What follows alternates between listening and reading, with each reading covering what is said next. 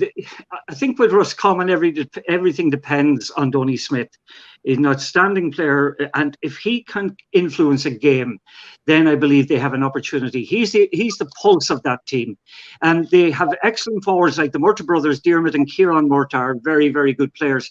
But they have been found wanting again and again in defensive situations this year. Now you turn over to Galway. I think Galway had a little bit of an epiphany after the Monaghan defeat. I think there was a get-together between management and players. There was a realization that, wait a minute, the way we're going at the moment isn't benefiting us. And I think they have, I think they just have basically reconstituted the team, reconfigured the team. And I think you'll have a much better Galway team in Championship than you had through the National League. Now, a guy that hasn't been mentioned in the Galway setup was Damien Comer. I gather he injured his thumb in training at some stage during the preparation for the league.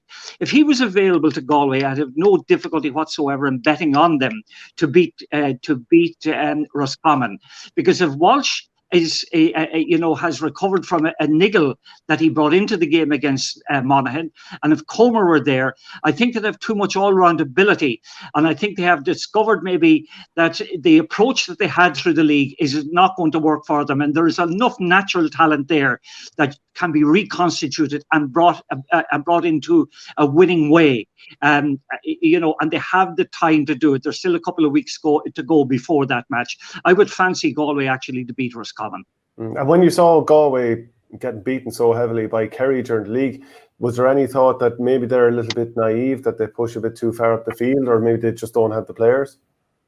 Well, you're talking about going too far up the field. Like, when you think about it, Kerry decided this year to start going too far up the field. They started to kind of bring a much more attacking dimension to their game. But Galway, both in the game against Dublin, well, more so against Kerry, they were absolutely humiliated in that game.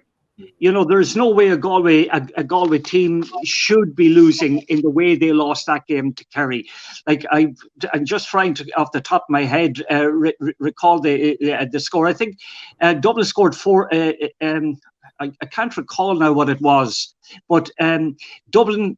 How many goals did they get? Was it 4 or 6?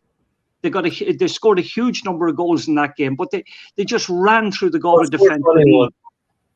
Excuse me, Martin. 421, yeah.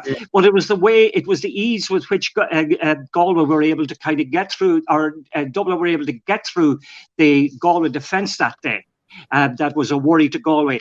Now, since then, Galway have actually changed the defence a little bit. They have changed the goalkeeper, and I think it has been for the better.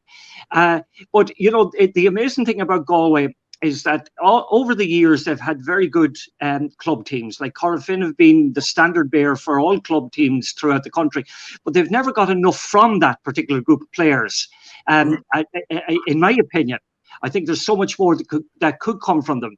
But Galway, I still think when it comes to the Roscommon game, the likes of Matthew Tierney is playing well. The likes of Shea Walsh, you have Padraic Kelly again playing well. John Dwan came on the last day as a sub against Monaghan and did well. And I think defensively, with Gleeson in goals, with Johnny Glynn strong at fullback, and with Liam Silk playing well in the half-back line, if all of those guys play well, I think they'll beat Roscommon. Join the Our Game Supporters Club at Patreon for €5 per month to get audio podcasts of the Hurling and Football Show and much more exclusive material.